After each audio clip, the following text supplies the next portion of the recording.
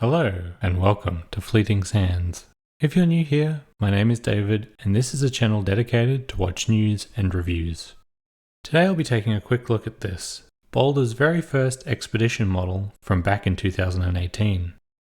I purchased this watch several months ago off the secondary market, but I'm only covering it now following the announcement that this watch is getting a re-release, with a limited number to be made available starting March 10.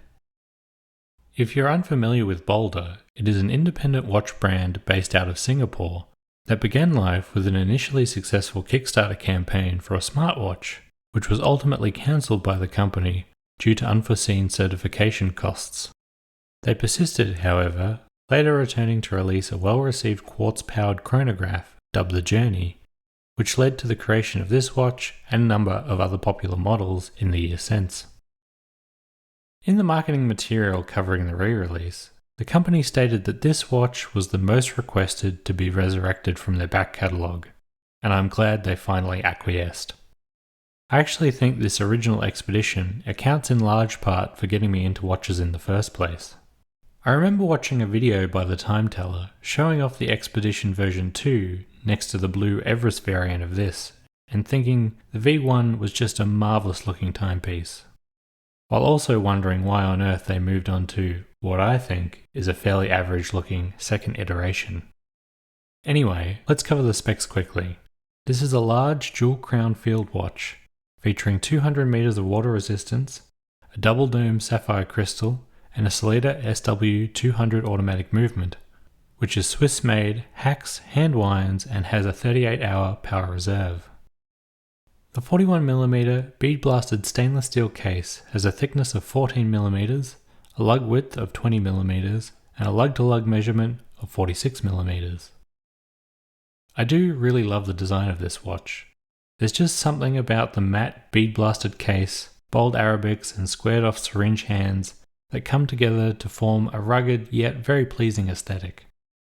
Perhaps the real standout here are the dual crowns. They're both screw down and wonderfully knurled, making them very easy to operate. I'm also a fan of the bright orange painted into the groove of the top crown that complements the tip of the seconds hand nicely. If you're wondering, the bottom crown is used to set the time and date, while the top controls the inner rotating bezel, which can be used to mark countdowns, time elapsed, or even used as a compass. While I'm still on the lookout for a blue Everest model, I'm very happy to have this white Eiger variant in the collection, especially given its magnificent full lume dial, which as you might expect, performs admirably after dark. One thing to note is that this watch comes on a canvas strap, not the leather one you see here. The canvas is nice and robust, it just isn't quite my cup of tea. Another option though this time around is a stainless steel bracelet, which BOLDR is offering for the first time on this model. I'm very glad BOLDR is finally bringing this one back, albeit in a limited fashion. For those thinking about getting in on the re-release, it seems like what I have here is very similar to the White Sands variant on offer, but not exactly. All three of the 2022 variants have a center crosshairs on their dial, a different caseback pattern, and a slightly different layout to their inner bezel.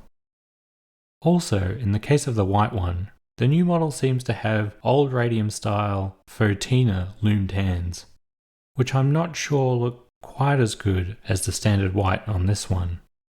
Regardless, if you're interested in one of these, each colorway will be limited to 300 pieces and will go on sale starting March 10 for $599. Thanks so much for watching. Please consider leaving a like or a comment, as it really does help grow the channel. See you in the next one.